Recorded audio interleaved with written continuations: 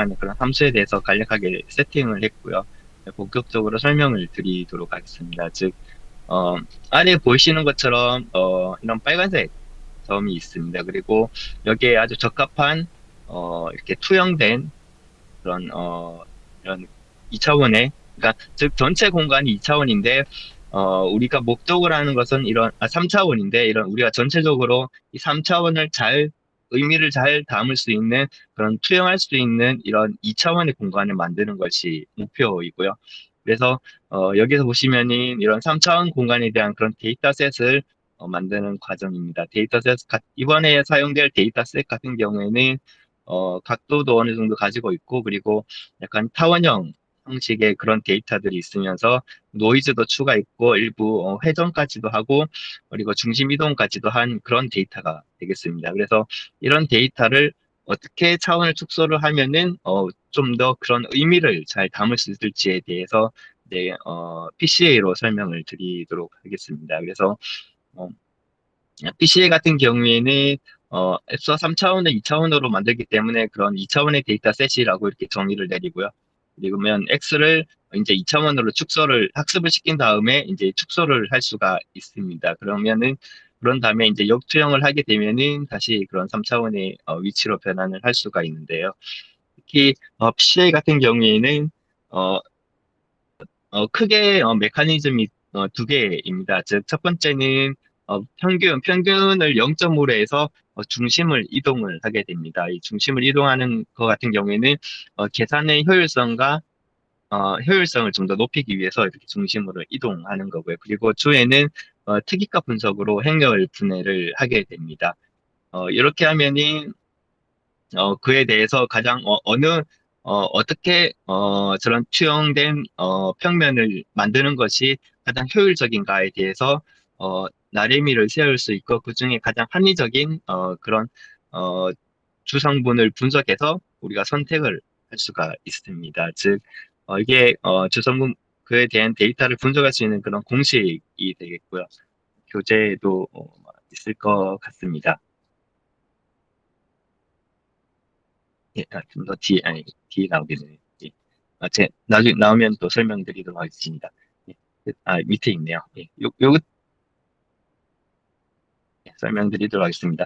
그러면 즉, 원래 분석하고자 하는 그 원본 데이터가 X가 있으면 이 데이터를 분해를 하게 됩니다. U와 이렇게 세 개의 성분으로 분해를 할 수가 있는데 이렇게 하면은 U 같은 경우에는 원본 데이터와 행렬 X와 같은 행의 개수를 가지는 그런 벡터가 되겠고요. 그리고 대각행렬을 만들어서 이제 그런 특이값들을 대각선에 이제 나열을 할 수가 있습니다. 이렇게 하면은 결과적으로는 어, 선형대수로 접근을 하게 되면은 즉 데이터의 분산의 정도를 우리가 이해를 할 수가 있고요. 그리고 마지막에 있는 행 같은 경우에는 벡터 같은 경우에는 즉 최종적으로 그런 주성분의 방향에 대한 정보를 알 수가 있습니다. 그렇게 되면은 떤 방향으로 어떤 분산의 정도를 가지기 때문에 어떻게 주성분으로 차원 축소하는 게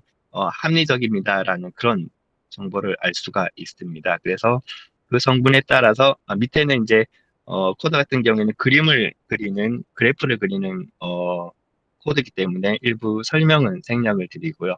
그렇게 되면은 최초 빨간색의 데이터가 가장 합리적인 그런 평면에 투영되어서 파란색 점으로 이렇게 위치를 할 수 있는 것을 우리가 알 수가 있고요. 이렇게 하면은 현재 PCA 기법을 통해서 가장 합리적인 방법으로 만든 이렇게 투영할 수 있는 이런 평면을 만들 수가 있습니다. 그러면은 전체적으로 3D 3차원의 데이터가 2차원의 데이터로 우리가 이제 정보를 습득을 할 수가 있습니다. 그러면 즉 3차원의 큰 데이터가 이제 2차원의 보다 작은 데이터로 이제 우리가 줄어들기 때문에 그걸 활용해서 좀 더 효율적으로 우리 목적에 맞게끔 활용을 하면 되겠습니다.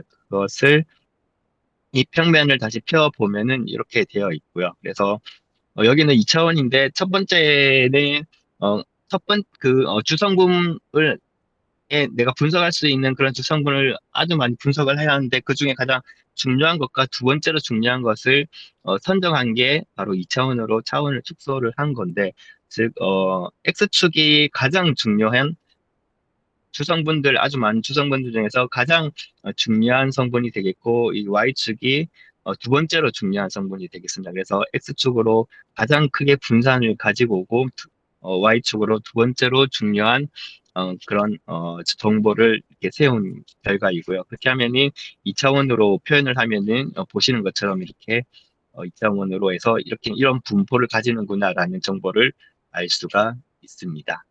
그래서 앞서 보신 것 같은 경우에는 뭐 어느 정도 이렇게 2차원으로 했을 때도 충분히 정보를 알 수가 있는데 반면에 조금 더 복잡한 그런 경우도 분명히 있을 겁니다. 즉 우측에 보시는 것처럼 상당히 복잡합니다. 이 경우를 PCA로 이렇게 투영을 하게 되면은 어, 좌측에 보시는 그림처럼 이렇게 투영이 됩니다. 즉 내가 원하는 바가 오른쪽에 있는 것처럼 그런 심도에 따라서 이렇게 표현이 되고 싶은 게 목적인데 그럼에도 불구하고 단순히 PC의 평면을 만들어 버리면은 좌측에 있는 것처럼 데이터들이 섞입니다. 그렇게 되면은 내가 최종적으로 합리적으로 그런 분해를 하거나 아니면은 그런 값의 정도에 따라서 나래미를 우측에 있는 것처럼 나래미를 잘 세워야 되는데 좌측에 있는 그림 같은 경우에는 그게 혼재되어서 추후에 분석하거나 오히려 더 성능이 나빠지는 아주 나빠지는 그런 결과를 초래를 할 수가 있기 때문에 이 같은 경우에는 단순히 그런 평면으로 꺾는 게 아니라 추후에 설명을 드리겠지만은 좀 더 복잡한 과정을 통해서 또 데이터 분해를 해서 네, 우측에 있는 것처럼 이렇게 예쁘게 잘 만들어 올 수 있는 그런 기법이 별도로 또 필요를 합니다. 그래서,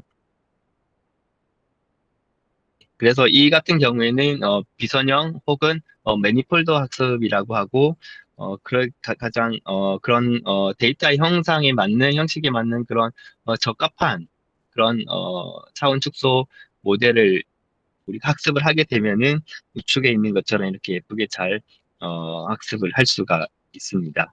그래서 그러한 과정, 일부의 과정도 좀 설명을 드릴 건데요. 그럼 뭐, 예니폴더 과정을 하게 되면은 예를 들어서 좌측에 있는 것처럼 이런 데이터가 있다고 하면은 어, 지금은 지금 여기서는 이제 평면으로 이렇게 꺾었지만은 평면을 꺾게 되면은 연두색과 녹색을 잘 구분할 수 있는 이런 선을 볼 수가 있고요. 반면에 어, 밑에 있는 것 같은 경우에는 어, 평면으로 끄면은 아까 설명드린 것과 마찬가지로 이렇게 데이터가 아주 명확하게 구분하기가 어려운 그런 복잡한 관계를 도출을 할 수가 있습니다. 그래서 여기는 이렇게 스위스 롤을 잘 표현할 수 있는 그런 적합한 모델을 또 추후에 몇 가지 종류가 상당히 많습니다. 그래서 그 가장 적합한 모델을 찾을 수 있는 그런 방법도 뒤에 또 배우도록 하겠습니다. 그래서 우선은 그 2차원의 그런 선형에 가장 적합한 그런 모델에 조금 더 집중을 한다고 하면은 우측에 보이는 그림처럼 이렇게 되어 있습니다. 즉 빨간색처럼 데이터가 2D 평면에 이렇게 이렇게 분포가 되어 있을 때 그러면은 우리가 최종적으로 목적을 하는 것은 어, 얼마만큼 정보 손실이 없이 아주 많은 정보를 차원을 축소를 하느냐가 가장 관건입니다. 그래서 그러한 관점에서 봤을 때는 데이터의 이런 분산이 큰 경우가 오히려 가장 분산이 큰 경우가 정보를 가장 많이 포함을 하고 있다라고 정의를 내릴 수가 있습니다. 그래서 예를 들어서 주성분을 이렇게 껐다라고 하면은 가장 위에 보이시는 이만큼의 분산을 알 수가 있고요. 그리고 반면에 이런 점선에 대해서 투영을 하면은 그보다 훨씬 더 좁아진 영역에서의 그런 분산임을 알 수가 있습니다. 그렇기 때문에 가장 넓은 분산을 가지는 정보를 가질 수 있는 그런 선을 찾는 과정이 주성분 분석이라고 보시면 됩니다. 그렇기 때문에 어떻게 하면 이렇게 가장 크게 어, 분산을 이 경우에서도 360도 여기서만 보면은 2D 화면에서만 보면 360도고 차원이 10차원, 100차원 그렇게 가면은 말도 못하게 그런 연산이 상당히 많아지는 경우의 수가 많아지는데 그중에서 어떻게 하면 가장 합리적인 선을 끊는지를 찾아가는 과정이 상당히 중요합니다. 그래서 어, 이런 과정이 방금 설명드린 것처럼 그런 어, 각각의 한 차원을 하나씩 하나씩 줄여가면서 분산이 최대인 축을 찾고 그 분산이 최대인 축에서 직교를 하는 그런 선을 찾습니다. 즉 여기는 2D면이기 때문에 선택의 여지가 없이 예를 들어서 여기 있는 실선이 첫 번째 주성분이라고 치면은 두 번째 주성분은 여기 있는 이 점이 두 번째 주성분이 됩니다. 즉 여기는 2D이기 때문에 그렇긴 한데 훨씬 더 고차원에서는 첫 번째 주성분을 그런 라인을 찾으면은 축을 찾으면은 두 번째 주성분 축을 선택할 수 있는 여지도 상당히 경우의 수가 많습니다. 그 중에서도 그 선들 중에서 또 가장 분산이 최대인 축을 찾고 그에 대해서 계속 연속적으로 이어가면은 결국은 I 번째 주성분이 되고요. 그래서 우리가 목적으로 하는 차원 축소가 예를 들어서 2다, 3이다 그렇게 하면은 우리가 지정한 그런 축을 가질 때까지 계속 연속적으로 어, 반복해서 PCL을 진행을 하게 됩니다. 그래서 그런 주성분 같은 경우에는 첫 번째는 데이터를 표준화를 하고요. 그리고 두 번째는 공분산 행렬을 계산을 해서 그런 고유값과 고유 벡터를 계산해서 가장 중요도를 판단을 할 수가 있습니다. 그러면 가장 큰 중요도가 되는 그걸 가지고 이제 주성분이라고 선택을 하시면 됩니다. 그래서 일련의 과정을 코드로 이렇게 표현을 한 것이고요. 그래서 여기에 평균을 0으로 하는 그렇게 이제 센터를 이동을 하고 그 이동한 센터에서 앞서 설명드린 것처럼 그런 특기값 분해 혹은 공분산 행렬을 계산을 해가지고 최종적으로 이런 주성분을 찾을 수가 있습니다. 그러면 주성분을 찾았으면은 거기에다가 어 아까 제일 처음에 보신 것처럼 그렇게 차원에다가 투영을 하고 그리고 그 투영을 반복하게 되어서 결국 우리가 이루고자 하는 그런 차원에까지 도달하게 되면은 그게 최종적인 아웃풋이 될 것입니다. 그래서 그런 투영하는 과정이 있고요. 그리고 이렇게 위에 보이는 것처럼 일일이 우리가 계산을 하지 않아도 결국은 사이클론에서 사실을 구현해 줍니다. 저 같은 경우에도 사실 일일이 구현하지는 않고 결국은 사이클론을 이용해 가지고 우리가 3차원의 데이터면은 2차원의 데이터로 혹은 우리가 목적으로 하는 그런 차원까지 이렇게 만들어줘라고 하면은 결국은 최종적으로 주성분 행렬을 포함해서 우리가 차원 축소를 한 그 값을 우리가 확대를 할 수가 있습니다. 그리고 그러면은 여기는 2차원이기 때문에 아까 설명을 드린 것과 같은 내용인데요. 즉, 첫 번째 주성분 그리고 두 번째 주성분이라고 칭하면은 첫 번째 주성분에는 얼마만큼의 정보가 담겨 있고 두 번째 주성분에는 얼마만큼의 그런 정보를 담겨 있습니다라는 것도 저희가 레이시오를 통해서 알 수가 있습니다. 즉, 반대로 말하면은 이 두 개를 더하면 한 90% 정도 됩니다. 즉, 나머지 10% 혹은 9% 정도는 2차원까지 만들더라도 정보 손실이 있습니다라고 이렇게 해서 가셔도 무방할 것 같습니다.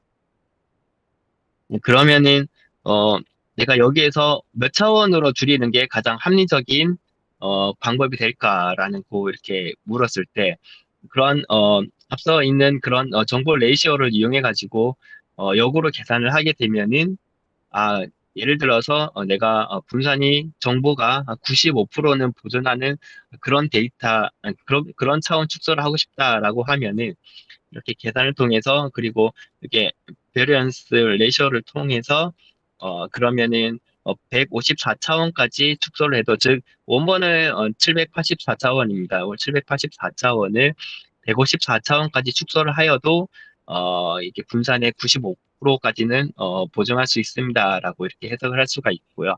그리고 이렇게 저희가 이렇게, 이렇게, PCL을 통해서 그런 역으로 계산하지 않아도, 이게 옵션으로 컴포넌트에 0.95라고 칭을 이렇게 기입을 해주면은, 그러면은 5% 정도까지, 95% 설명력을 가지는 그런 차원 축소까지 이렇게 지는 것을 자동으로 해주고요. 그리고 그것을 이렇게 컴포넌트로 확인을 해보면은, 위와 동일한 결과로 154차원까지 축소를 할 수 있는 것을 확인할 수가 있고요. 그럼 154차원까지 축소를 했을 때의 그런 정보 양은 한 0.95%, 즉 95%의 정보는 우리가 살리면서 차원 축소를 진행했다라는 것을 또 확인을 해볼 수가 있습니다. 그래서 이거는 그런 차원 축소한 과정을 일련의 그래프로도 확인을 해볼 수가 있는데요. 이제 글씨는 깨졌습니다. 그래서 어, 밑에 보면은 이게 차원의 수고요. 차원의 수고 위에 봤을 때 아까 1이 100%의 정보를 가진다. 그리고 여기가 아마 0.95% 정도가 될 겁니다. 0.95가 될 겁니다. 그래서 95%의 정보력. 그래서 154차원까지 갔을 때 0.95, 즉 95%의 설명력을 가질 수 있습니다라는 것을 이렇게 그래프를 통해서도 우리가 확인을 해볼 수가 있습니다. 그래서 여기 같은 경우에는 이제 PCL을 응용해서 이렇게 만드는 그런 일련의 예시이고요. 즉, 첫 번째는 PCL을 여기서 무엇을 하고자 하느냐 하면은 첫 번째는 PCL을 사용해 가지고 차원을 축소한 다음에 그 다음에 랜덤 포레스트로 분류하는 그런 모델을 만들고 싶습니다. 근데 PCL을 몇 차원까지 해야 되느냐라는 그런 질문을 던졌을 때, 몇 차원까지 했을 때 충분히 합리적입니까? 라는 질문을 던졌을 때 그것을 가지고 어, 예, 이런 랜더마이즈 서치 CV를 돌리게 되면은 즉 PCA를 정의를 하고 그 PCA의 범위, 즉 몇 차원까지 줄일지에 대한 그런 범위를 하이퍼 파라미터로 설정해 줄 수가 있습니다. 그렇게 되면은 했을 때 가장 성능이 좋은 것은 뭐 이렇게 했을 때 뭐 이거 한 465번 반복하는 게 좋고 PCA 컴포넌트는 23이 가장 합리적입니다라고 이렇게 도출을 할 수가 있습니다. 그렇게 되면은 낮추에 있는 모델을 쓸 때도 우리가 시간적 여유 혹은 그런 파워의 여유가 있다고 하면은 이렇게 그런 몇 차원을 줄이는지도 이렇게 저희가 찾아가면서 이렇게 학습을 할 수가 있고요. 뿐만 아니라 여기는 랜덤 포레스트에 대한 예시이고 여기는 SGD 클래시파이어에 대한 예시에서도 마찬가지로 그런 그리드 범위를 설정을 해주면은 최종적으로 몇 차원까지 줄이는 게 이 모델에서는 PCA를 해서 그 PCA가 몇 차원까지 줄이는 것이 가장 합리적입니다라는 그런 결과를 도출해낼 수가 있고 이 예시에 대해서는 한정에서는 한 67번, 67차에까지 줄이는 게 가장 합리적인 것 같습니다라는 그런 결과를 이제 도출해낼 수도 있습니다. 이렇게 PCA를 응용할 수가 있습니다.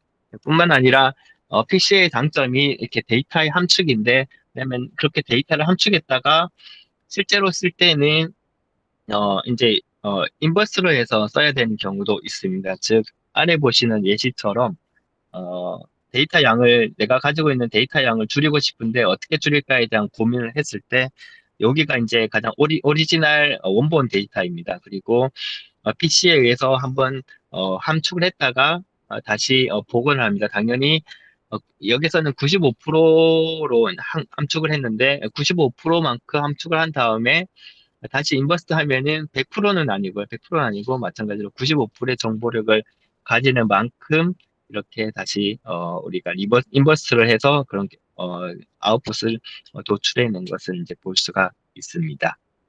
그리고 이렇게 PCL을 쓰다 보면은 상당히 좀 시간도 많이 걸리는 경우가 있고요. 그리고 메모리를 많이 잡아먹는 그런 경우도 있으면 그러면은 연산량도 상당히 많기 때문에 그런데 그럼 이런 경우에는 어떻게 대처를 해야 되냐에 대해서 솔루션을 몇 가지 제시를 했습니다. 그래서 첫 번째는 연산 속도 관점에서 보면은 일부 하나하나 모든 데이터에서 대해서 이렇게 우리가 확인하는 게 아니라 일부 랜덤으로 확률적으로 접근을 하자라는 개념입니다. 그래서 일부 확률적으로 접근을 했을 때 보면은 훨씬 더 이제 기존의 우리 계산하는 그런 방식보다는 훨씬 더 속도가 빠를 수 있다라는 그런 솔루션을 제공을 했고요.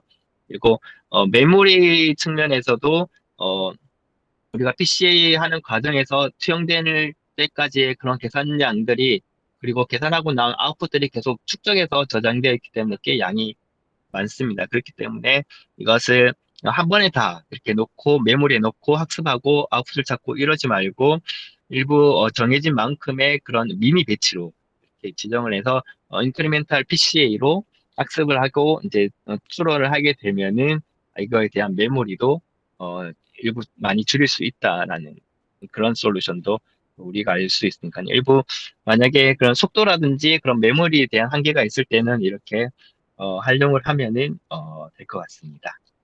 이게 예. 우리 PCA가 데이터 셋만 가지고 PCA 알고리즘을 돌려서 축을 찾는 거기 때문에, 어, 진짜 여기 이제 매우 큰 훈련 데이터 셋이면, 왜 훈련 데이터 셋이 뭐 10만 개, 100만 개 있다. 그러면 100만 개 행렬에 아까 싱글 밸류 디컴포지션을 해야 되는 상황이고, 그래서 이제 조금 연산 시간이나 메모리 측면에서 엄청 시간이 오래 걸릴 수 있는 알고리즘이긴 하거든요.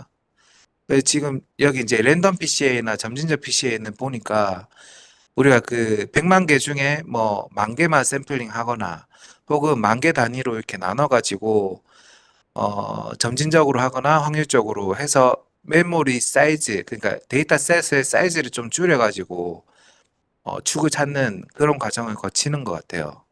그렇게 이해하면 되겠죠. 예, 맞습니다. 예, 예. 맞습니다. 맞습니다. 저 같은 경우도 현업에서 꽤 대용량의 그런 빅데이터를 다루고 있는데, 시간이 진짜 많이 걸리거든요. 그래서 여기에 대해서 뭐 파이썬에서 최적화해서 뭐 했다고 하는데 그게 데이터가 늘어나면 늘어날수록 진짜 많이 시간을 잡아먹더라고요. 그래서 또 이것을 몰랐는데 저도 이제 다음에 했을 때는 랜덤으로 돌리면 훨씬 좀 더 빨리 진행을 할 수가 있을 것 같습니다. 그리고 워낙 대용량의 데이터 같은 경우에는 사실 랜덤으로 해도 어차피 정규 분포를 따를 것 같기 때문에 대용량 같은 경우는 랜덤 PC를 활용해도 충분히 크게 뭐 오차 없이 잘 되리라 생각을 합니다.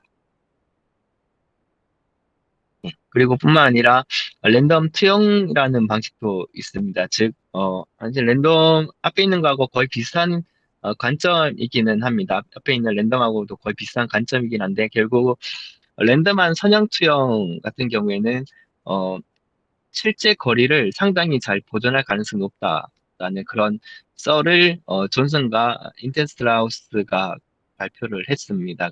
이론적으로 그것을 밝혔다고 하고요. 그래서 사실은 안에 있는 구조까지는 안 봤는데 사실은 앞서 있는 그런 어 예, 랜덤 PCA하고 여기하고 어떤 차이가 있는지는 제가 한 번 더 좀 확인을 해보겠습니다. 여기서 하는 것은 앞서 말한 그런 랜덤 PCA를 이제 이론적으로 증명을 하고 여기서 도출해낼 수가 있는 것은 그러면은 내가 목표로 하는 것까지 그럼 여기가 허용하는 오차입니다. 허용하는 오차 여기는 10%를 가져갔는데 10%를 가져가기 위해서 몇 천 원까지 줄일 수 있는가라는 것을 랜덤으로 몇 천 원까지 줄여도 괜찮은가에 대해서 여기는 이론적으로 증명해서 접근한 케이스고요. 즉 여기는 차원이 2만 차원입니다. 2만 차원인데 그것을 랜덤으로 하더라도 7,300 차원까지 줄여도 어,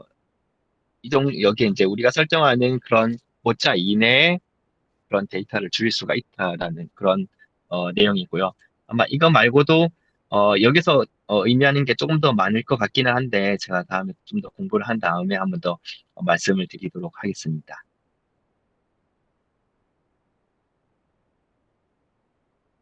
다음은 지역 선형 임베딩에 대해서 말씀을 드리겠습니다. 이것은 비선형에 대한 차원 축소 기술이고요. 매니폴드 학습이라고 생각을 하셔도 될 것 같습니다. 즉, 앞서 있었서는 어떻게 하면은 주성분을 잘 만들고 그런 주성분에 어떻게 하면 잘 투영을 해서 내가 정보 손실 없이 데이터를 줄일 수 있을까에 대해서 우리가 고민을 했었던 경우고요. 이 같은 경우에는 앞서 있었던 것처럼 데이터가 이렇게 상당히 비선형으로 많이 좀 복잡한 경우에 어떻게 잘 풀어갈까에 대한 추가적인 고민입니다. 그래서 그 고민을 해본 결과 어, 각 기법, 이 안에도 기법이 여러 개 있는데 그 각 기법마다 방식이 조금씩은 차이가 겠습니다만은 가장 메인되는 그런 축은 주변에 있는 이 주변에 있는 각 하나의 데이터가 있으면 이 주변에 있는 데이터와의 연관성을 계속 데이터를 누적을 합니다. 데이터를 누적을 하고 그 누적된 데이터를 역으로 해서 그런 가중치라는 어떻게 하면 그 관계를 가중치로 표현할까라고 고민을 했고 그 가중치를 어떻게 하면 잘 평면으로 풀까를 설명한 게 지역 선형 임베딩이라고 이해를 하시면 될 것 같습니다. 즉 같은 내용인데요. 즉 본인이 있고 그 본인이 내 주변을 한번 훑어본 다음에 그 주변과의 관계를 가중치 혹은 개수로 표현을 합니다. 그리고 그 각각의 포인트마다 가중치나 그런 개수가 있을 건데 그것을 같은 데이터입니다. 이렇게 있을 때 어떻게 하면 우측에 있는 그림처럼 예쁘게 잘 표현을 할까라는 데서 계속 진행이 되었고요.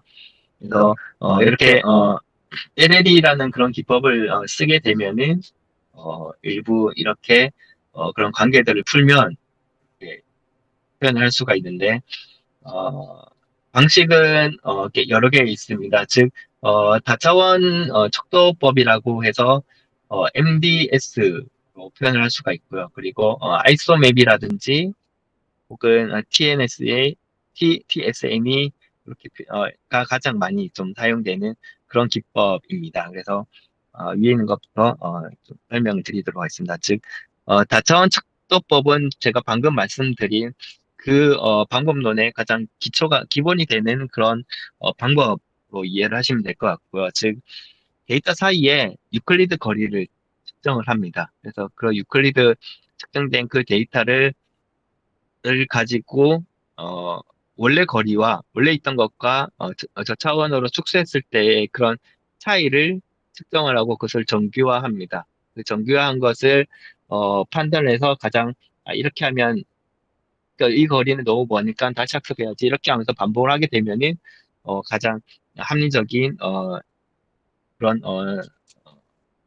결과를 얻을 수 있다라는 것이 이 차원 축소의 다차원 척도법의 가장 기본적인 이고요. 그리고 이렇게 하면은 대신에 생각보다 그런 단점도 있는데 그런 단점 중에 하나는 어, 전체적인 그러니까 바로 옆에 있는 것에 대한 자기 주변에 있는 데이터만 보다 보니까 전체적인 구조를 포착하는 데는 다소 한계가 있다라는 게 일반적인 단점에 해당하겠습니다.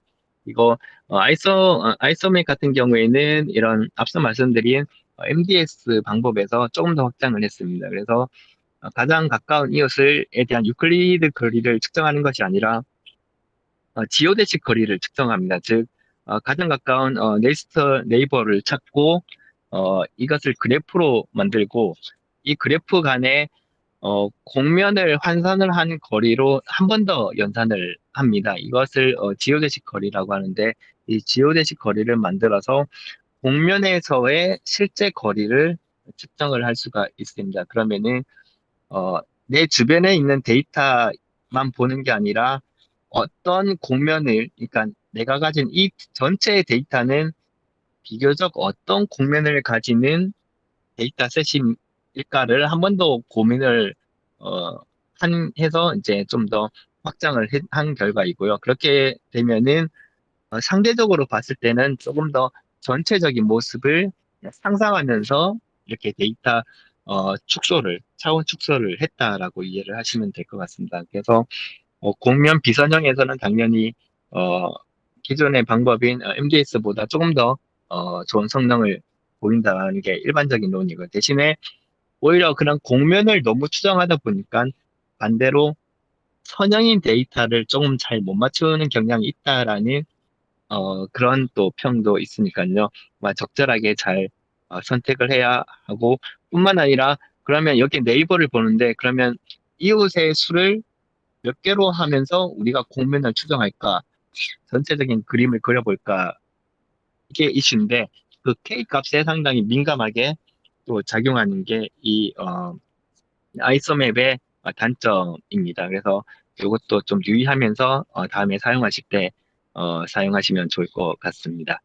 그리고 TSNE 같은 경우에는 가장 메인에는 방법론이 지역 포인트 간의 그런 지역적인 유사성을 최대한 보존을 하자라는 게 어, 이유 중에 이것을 사용하는 이유 중에 하나입니다. 즉 TSNE 같은 경우에는 이런 각각의 주변에 있는 그리고 지역적인 어, 데이터에 대한 그런 유사성을 분포로 나타낼 수가 있고 이때 사용하는 분포는 가우시안 분포입니다. 그래서 저 차원에서의 유사성과 고차원에서의 유사성을 비교를 하면서 가장 합리적인 차원 축소를 하겠다라는 게 가장 메인이 되는 방법론입니다. 그리고 고차원에서는 이 고차원에 대한 그런 원래 원본 데이터이기 때문에 그런 유사성을 구할 수가 있고요. 그리고 저차원에서는 고차원에서는 가우시안은 분포를 썼지만은 저차원에서는 조금 더 긴 꼬리를 가지는 T분포를 사용을 한 게, 그렇게 긴 꼬리가 긴 T분포를 하면은 앞서 있었던 가우시안 분포로 구했던 그 고차원 데이터와 멀리 떨어져 있는 데이터는 더 멀리 떨어질 수 있게끔 해서 이게 유사도가 높다 혹은 유사도가 낮다 이것을 비교하면서 고차원과 저차원을 비교하면서 어, 차원 축소를 한다라고 보시면 될 것 같습니다. 그래서 현재 데이터는 이렇게 있고요. 그렇게 하면은 유사성이 높은 데이터와 유사성이 낮은 데이터들 간의 이런 부포를 이렇게 맵으로 이렇게 볼 수가 있고요. 그리고 저도 마찬가지인데 시각할 때는 TSN을 좀 많이 쓰기는 합니다.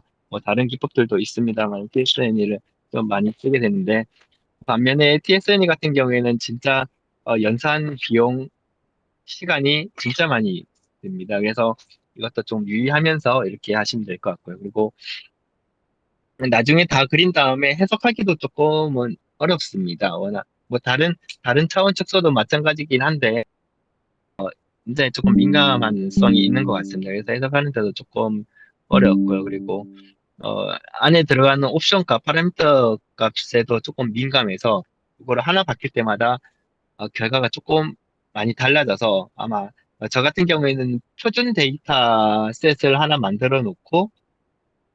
표준 데이터 셋을 만들어 놓고 그 사이에서 한번 검증을 한 다음에 그 다음에 내가 실제로 쓸 데이터들을 한번 이렇게 검증을 하는 그런 과정을 거쳐서 이런 파라메타 값들을 일부 좀 나한테 맞는 파라메타를 좀 찾은 다음에 이렇게 사용을 했었습니다. 그래서 어, 앞서 보신 것처럼 교재 이런 롤이 있는데 그런 롤을 각각 MDS 그리고 아이스맵 그리고 TSN으로 그려보면은 아래 있는 것처럼 확인해 볼 수가 있습니다. 즉 제가 느낀 바로는 MDS 같은 경우에는 가장 그 본연의 데이터 분포에 가장 초점을 두고 이렇게 차원 축소를 하는 경향이 있는 것 같고요. 그리고 TSN이 같은 경우에는 어, 약간 군집이 어떻게 돼 있는지를 확인을 할 때 조금 유리한 것 같습니다. 그래서 저 같은 경우에 TSNE 같은 경우에는 그런 이상치 데이터를 좀 구분할 때 조금 유용하게 사용한 것 같습니다. 예, 뿐만 아니라 위에 있는 것은 이제 방법론적인 관점에서의 그런 매니폴드 기법이었고요. 그리고 추가적으로 일부 형상이 맞다고 하면은 즉 몇 가지 리니어라든지 RBF라든지 시그모이드라든지 이런 일부 국한된 그런 커널이 있습니다. 수학적으로 좀 이렇게 계산할 수 있는 그런 거에 대해서는 커널로 변환을 해놨고 그에 맞는 커널을 사용을 하게 되면은 이렇게 커널을 이용해서 PC를 진행을 할 수도 있습니다. 대신에 이것은 실제로 해보려고 뭐 하나하나 해봐서 아 이게 좋구나라고 판단을 해볼 수가 있는데 실제로 쓸 때는 내가 진짜 내가 가지고 있는 활용하는 그 데이터에 대한 분포를 충분히 이해를 하고 있어야 내가 이 커널을 왜 쓰는지에 대한 그런 좀 확신이 좀 서더라고요. 그래서 근데 반면에 저 같은 경우에는 아주 대용량이고 그리고 열도 상당히 피처도 상당히 많았기 때문에 그것을 다 이해하는 데는 상당히 어려워서 어, 이렇게 차원 축소를 하더라도 이게 올바르게 차원 축소가 되는지에 대한 확신이 없으니까 조금은 이 커널을 사용하는 데 있어서는 조금은 좀 배제를 하면서 실제 업무를 좀 진행을 했습니다. 예. 그래서 제가 준비한 차원 축소는 여기까지고요. 혹은 여기서 더 추가적으로 말씀해 주실 이제 보태기 해 주실 분 계시면 말씀해 주시고 혹은 질문 있으시면 질문 또 부탁드리겠습니다. 지금 그 그림 8.5에 그 예, 스위스 롤을 펼쳐놓은 것 오른쪽 이거는 예. 어떤 걸 활용해서 이렇게 만들어진 거예요? 이게 여기서 보면은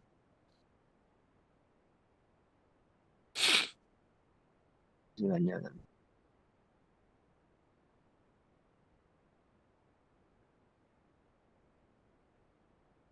얘는 그냥 이 교재 만든 쪽에서 그냥 그렸고요. 그냥 그린 거고 실제로 이것을 활용을 한 활용을 한 것은 아까 보셨던 요거라고 보시면 될 것 같습니다. 그래서 이 데이터 같은 경우에는 비교적 아이소맵을 사용하면은 가장 여기 이상적인 데이터인데 이상적인 데이터에 가장 가깝게 접근을 할 수가 있을 것 같습니다. 이 오른쪽에 있는 그림 같은 경우에는 저자가 최종 데이터를 알고 여기는 3차원의 좀 간단한 데이터이기 때문에 이렇게 저자가 그렸고요. 그것을 방법론적으로 접근했을 때는 이렇게 우리가 알 수가 있습니다. 그리고 이 중에서는 이 데이터에 국한해서는 아이소맵을 쓰는 게 가장 합리적인 방법이 될 것 같습니다. 음, 이게 그 선형은 사실 이렇게 직선이나 평면으로 자르는 거고 이 예, 선형은 이렇게 롤 모양의 평면이 구부러진 걸로 이렇게 약간 자르는 형태인 것 같은데 제가 예. 이해한 게 맞나요? 이게 제가 이해하는 그런 PC에는 자른다라는 개념보다는 옆에 있는 관계성을 계속 추정을 하는 겁니다.